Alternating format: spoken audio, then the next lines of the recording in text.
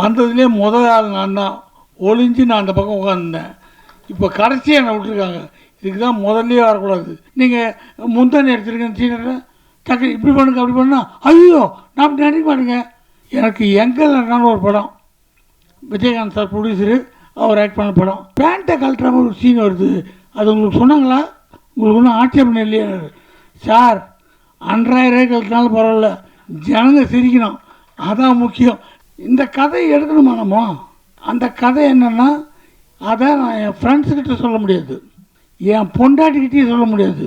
இது சொன்னால் இந்த மனுஷனை புத்தி இப்படி போச்சு, ஐயா இவ்வளோ மட்டமான ஆளாகுது. அந்த படத்தை இது வரைக்கும் 2,80,00,000 பேர் பார்த்துருக்காங்க. எல்லோருக்கும் வணக்கம். எனக்கு கடைசியில் பேச விட்றத பார்த்தா இது என்னை ரொம்ப பெரிய மனுஷனாக நினைக்கிறாங்கன்னு நினைக்கிறேன். வந்ததுலேயே முதல் ஆள் நான் தான். ஒளிஞ்சு நான் அந்த பக்கம் உட்காந்துருந்தேன். இப்போ கடைசியாக என்னை விட்டுருக்காங்க. இதுக்கு தான் முதல்லையே வரக்கூடாது. முதல்ல வந்தது கடைசியாக நான் இருக்கிறது எல்லாமே ஜேஎஸ்கே மேலே நான் வச்சுருக்க அன்பு, பாசம், நட்பு தான். அவர் படம் நான் நடிச்சிருக்கேன். நான் அவர் நான் ஏதாவது வியாபாரமாக சம்மந்தப்பட்டிருக்குமா? எதுவும் இல்லை. என் குடும்ப நண்பர் ஜேஎஸ்கே அவர்கள் 25 வருஷமாக எனக்கு பார்க்கணும்னு நினைக்கிறேன். எங்கள் வீட்டு விசேஷமானாலும் அவர் வருவார், அவங்க வீட்டு விசேஷத்துக்கு நம்ம போவோம். அந்த மாதிரி அவன் நட்பு. ஆனால் அழுத்தம் நட்பு. இப்போ நான் ஒரு ஃபங்க்ஷனுக்கு கூப்பிட்றாரு, போக முடியலன்னா சார் இதான் காரணம் நான் சொல்கிறதுக்கு மாட்டேன், நீங்கள் என்ன பண்ணுவீங்க, அந்த மாதிரி நடந்திருக்கோம், அதுக்கு போயிருப்பீங்க, பரவாயில்ல விடுங்க, அவரே ஃபைனல் க்ளோஸ் பண்ணுவார். நிஜம் எது, யதார்த்தம் எதுன்னு புரிஞ்ச ஒரு அற்புதமான மனுஷன். அப்படி சினிமா எடுத்திருந்தார், டிஸ்ட்ரிபியூஷன் பண்ணார், நடிக்க ஆரம்பித்தார். என்ன இது டப்புன்னு பார்த்தா நல்லா நடிக்கிறார். அப்படி வருது. இப்போ டைரக்ஷன்ட்டார். சினிமாவில் அவர் தொடாத இடமே கிடையாது. டிஸ்ட்ரிபியூஷன்லேருந்து எல்லாம் சினிமாவை அக்கு வேறு ஆணி வேறு தெரிஞ்சு வச்சுட்டு இன்றைக்கி சினிமாவை டைரக்ட் பண்ணி வந்து நடித்து வந்திருக்காரு. இவர் எந்த அளவுக்கு சினிமாவை கரைச்சி குடிச்சிருக்காருன்றதுக்கு இங்கே பின்னாடி இருக்கிற கட் அவுட்டே உதாரணம். ஏன்னா அவர் தான் ப்ரொடியூசரு, அவர் தான் டைரக்டரு, அவர் தான் கம்பெனி.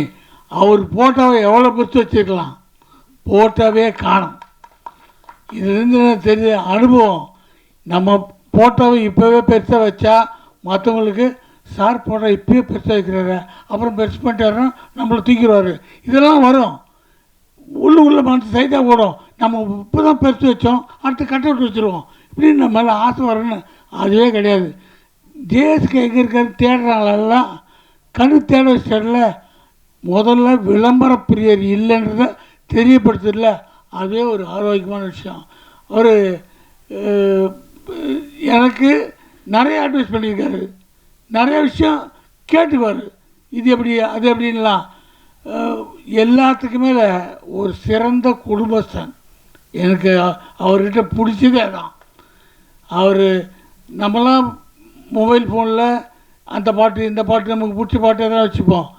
அவர் ஃபோன் ஆன் பண்ணால் அவர் பொண்ணு சின்ன வயசில் பாடின ஒரு அற்புதமான ஒரு ராகம் அதான் வச்சுருப்பார். எப்போ பார்த்தாலும் தான் பொண்ணு பாடின அந்த குரலை கேட்கணுன்னு ஆசைப்படுற ஒரு அற்புதமான தகப்பன். அதான் இந்த படம் முதல்ல எனக்கு காமிச்சார், பார்த்தேன். ஆளாளுக்கு ஒரு கருத்து, உங்கள் கருத்து என்ன, நான் வீட்டுக்கு போய் சொல்கிறேன் போனேன். ஆனால் யோசித்த பிறகு தான் தெரியுது எவ்வளோ உஷாரான ஆளுன்னு. டைரக்ட் பண்ணும்போது இந்த படத்தை எவ்வளோ நேக்காக பண்ணணுமோ அவ்வளோ நேக்காக பண்ணியிருக்காரு. இப்போ கேட்டேன், சார் கதையை நீங்கள் எல்லார்ட்டையும் சொன்னீங்களா, கூட ஆக்ட் பண்ண எல்லா ஆர்டிஸ்ட்டும் அவங்க என்ன சொன்னிருப்பாங்க, நான் இப்படி நடிக்க மாட்டேன் அப்படி நடிக்க மாட்டேன். எல்லார்ட்டையும் நான் சொன்னேன், உங்கள் சீன் உங்கள் கேரக்டர் என்ன மொத்தம் இதான், அதுதான் ஒரு நல்ல தெளிவான டைரக்டருடைய குணம்.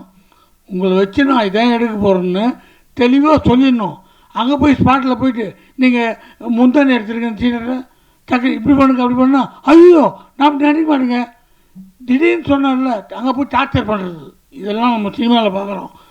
கரெக்டான டைரக்டருங்க, நல்ல அனுபவமான டைரக்டருங்க முதல்ல சொல்லுவாங்க, இது கதையில் தேவைப்படுதுமா, உங்களுக்கு ஐடியா இருக்கா, விருப்பம் இருக்கா, இல்லைன்னா நான் கதையை மாற்றிடுறேன், சீனை மாற்றிடுறேன்ட்டு. அதனால் தெல்ல தெளிவாக சொல்லியிருக்காரு. என்ன சொல்கிறேன்னா, எனக்கு எங்கள் அண்ணான்னு ஒரு படம், விஜயகாந்த் சார் ப்ரொடியூசரு, அவர் ஆக்ட் பண்ண படம். அதுக்கு முன்னாடி இதில் கதை வேறு ஒருத்தர் சொன்னாங்க, அப்போ வேறு ப்ரொடக்ஷனு, அப்போது ஒரு சம்பளம் பேசினாங்க.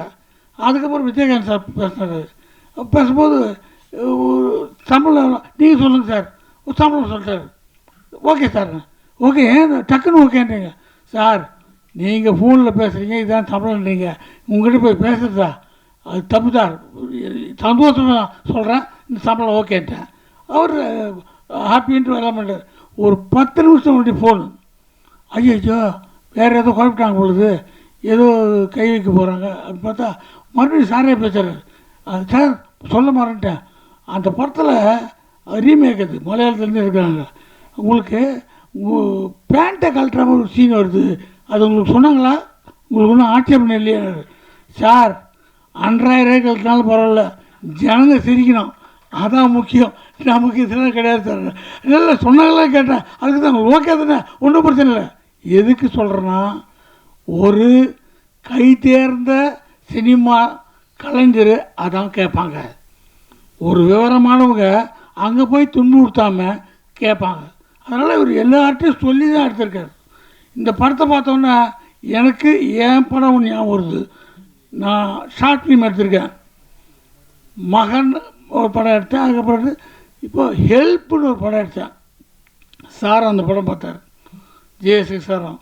அந்த படத்தில் கதை எழுதிட்டு இந்த கதை எடுக்கணுமா நம்ம, அந்த கதை என்னென்னா அதை நான் என் ஃப்ரெண்ட்ஸுக்கிட்ட சொல்ல முடியாது, என் அசிஸ்டண்ட்கிட்ட சொல்ல முடியாது, என் பொண்டாட்டிக்கிட்டேயும் சொல்ல முடியாது, என் பசங்கிட்ட சொல்ல முடியாது.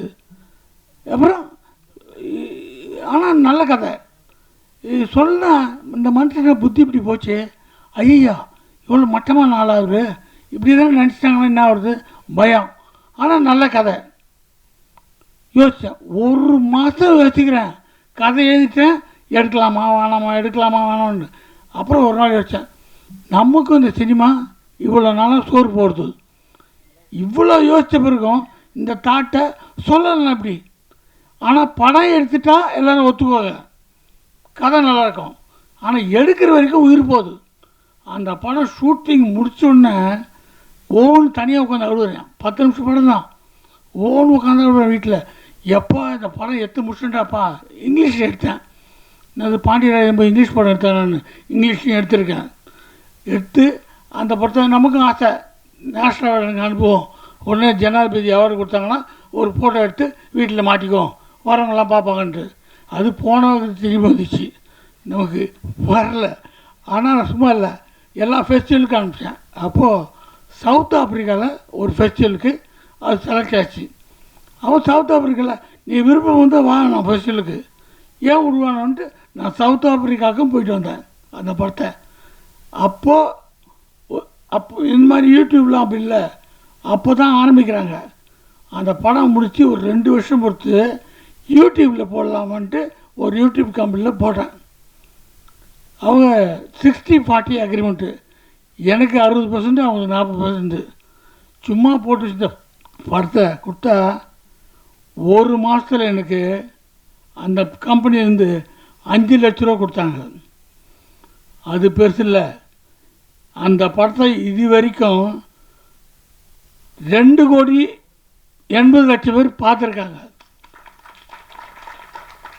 ஆனால் இந்த படத்தில் இருக்க மாதிரியே அந்த கதையை சொல்லும் போது எனக்கு அவ்வளோ டென்ஷன் இருந்தது. எடுத்த உடனே பார்த்தா என்ன தாட்டியா எப்படி வந்துச்சு, படம் பார்த்தவங்களும் அழுகுறாங்க ஃபீல்டில். அந்த ஃபீலிங் தான் ஜேஎஸ்கே சார் படம் பார்க்கும்போது எனக்கு வந்தது.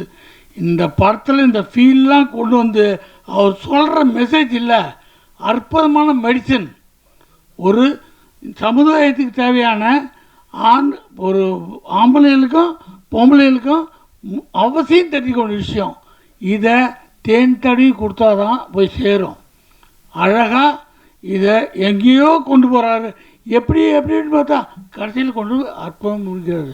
எல்லாம் சொன்னாங்க தியேட்ரிக்கல்லி பயங்கர வசூல் ஆகுன்ட்டு. அது உதற்றளவு இல்லை, உள்ளத்தால் உணர்ந்து எல்லோரும் சொல்கிறாங்க. ஏன்னா அவர் தொட்டது எதுவுமே மிஸ் ஆனதில்லை. இதை அவர் ஒன்றும் தப்பான படம் நோக்குக்க அவர் போல முதல்ல அந்த ஹைலைட்டை பிடிச்சார், கிளைமேக்ஸ் என்னன்னு பிடிச்சார். இதை நோக்கி தான் கதை போகுதுன்னு ஒன்று. அதுக்கு இந்த படம் திகட்டாமல் போகிறதுக்காக அங்கங்கே தேன் தடணும் அழகாக கொண்டு போயிருக்காரு. இந்த மாதிரி ஆட்கள், இந்த மாதிரி துணிச்சல் எல்லாருக்கும் வரணும். அது இங்கே வர்றவங்க அத்தனை பேருமே நான் படம் பார்க்கல ஆனால் பிடிச்சிருக்கின்றாங்க. கொஞ்சம் பார்த்ததுலையே ஒரு டெமிட் வருது.